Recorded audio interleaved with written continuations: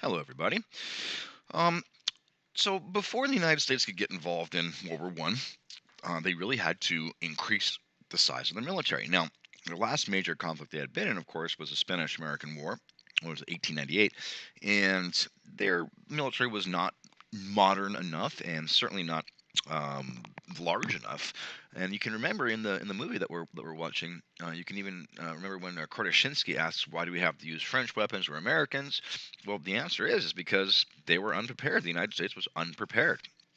They did not build up their military prior. And remember, when we get involved in 1917, look at this National Defense Act. This is only a year before, 1916. Now, of course, it did increase the size of the National Guard, and we had citizen soldier training camps. And, this meant the citizen soldier part meant that, on the weekends or for a short period of time, you'd go and you'd train, and your family would come up, and you actually have picnics and all this sort of stuff. A little bizarre.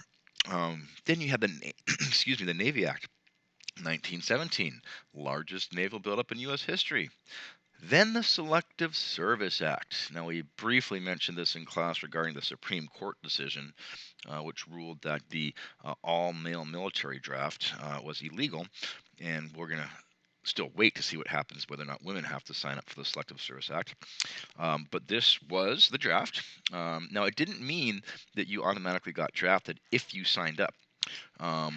See, all men age 18 to 35 had to register for potential military service. It didn't mean you were 100% drafted. It was a lottery type system. And not everyone who registered got drafted by any means, but it made you eligible for the draft. And it was, fairly popular. Over 24 million men signed up, and 4.8 served in the military. As you can see, a typical soldier was a draftee, although there were people that volunteered in his early 20s, single, white, and typically poorly educated. You also had thousands of women volunteered, and 400,000 African Americans served. And of course, it was still segregated. In fact, even World War II is segregated on the U.S. side. Interestingly enough, the French military was not segregated at this time. All right, so some controversy. The Espionage and Sedition Act. Espionage, as you might know, is spying, and sedition is when you give away secrets about your country. So these were laws that prevented disloyal statements or actions regarding the war effort. And this is really disturbing because what does disloyal mean?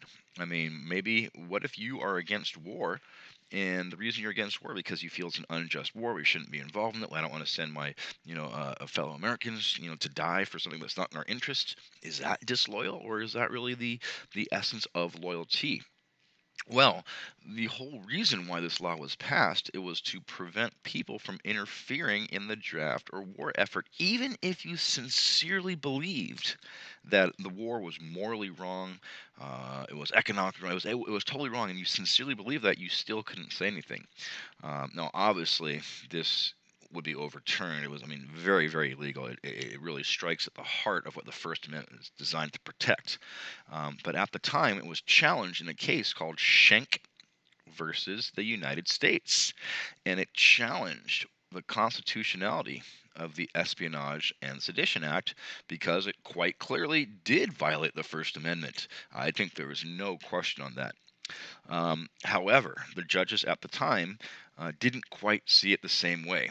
The judges ruled that interference with the draft or the war effort constituted a clear and present danger.